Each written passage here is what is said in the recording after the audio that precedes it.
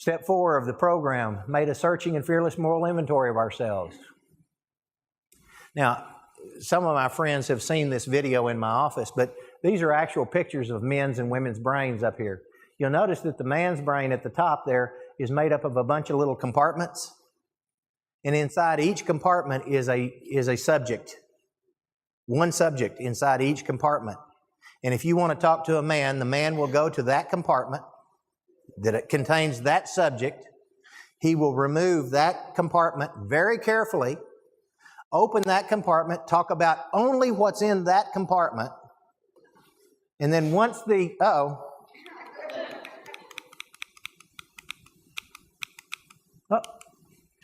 and then very, very carefully close that compartment and put it back in the very spot that it came out of in his brain, being very, very careful not to disturb any of the other compartments.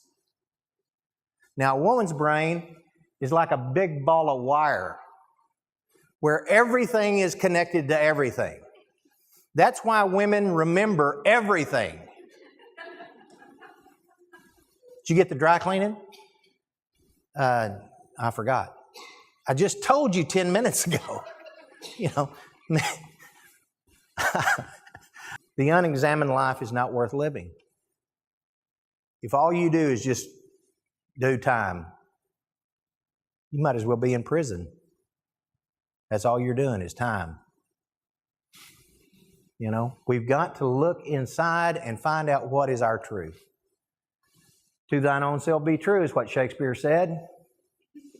You know, if you're living someone else's truth, you're not in balance with yourself. You're out of balance. Martin Luther King says, take the first step in faith. You don't have to see the whole staircase to take the first step. Just try to begin to discover what your truth is. Billy Graham, the happiness which brings enduring worth to life is not the superficial happiness that is dependent on circumstances. It is the happiness and contentment that fills the soul even in the midst of most distressing circumstances and the most bitter environment. It is the kind of happiness that grins when things go wrong, smiles through the tears.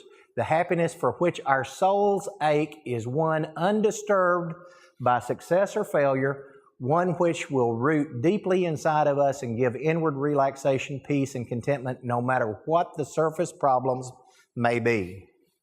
That kind of happiness stands in need of no outward stimulus. I want to be the guy in New Orleans just playing his guitar, standing on the street corner. He's got a guitar case in front of him, people walking by and throwing money in. And some record executive comes by and says, man, you're pretty good. You need to go to Nashville or you need to go to LA. You could make a lot of money doing what you're doing. And I want to be the guy that says, and what? Leave my corner? I'm happy right here. What does LA or Nashville have to offer that my corner is not providing me with? I want to be happy where I'm planted. I want to be happy knowing that I'm doing exactly what I need to be doing. And doing it in a way that is purposeful, meaningful, has some depth to it. Truth will always feel like an expansion in freedom. Real truth always sets us free and opens us up to greater joy. It always does. It always gives us a new insight. When we begin to look at what is the truth and understand that it doesn't have to be everyone's truth, it just has to be my truth. It just has to be your truth. Then we can begin to feel good about ourselves. I can't tell you how many people come into my office and they say, I say, why are you here? And they go, well, I have low self-esteem.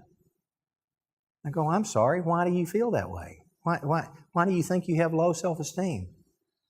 Well, I've just never really felt good about myself.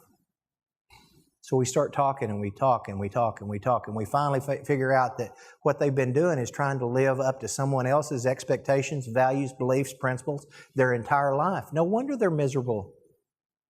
They don't know who they are. I firmly believe that our job on earth, as God put us here, is to find out who we are, what our purpose is, and live up to that. Just, and I think my purpose is to be happy.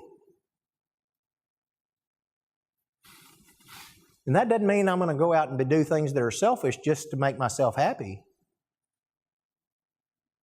Sometimes the happiest that I've ever been is when I've done some really unselfish things.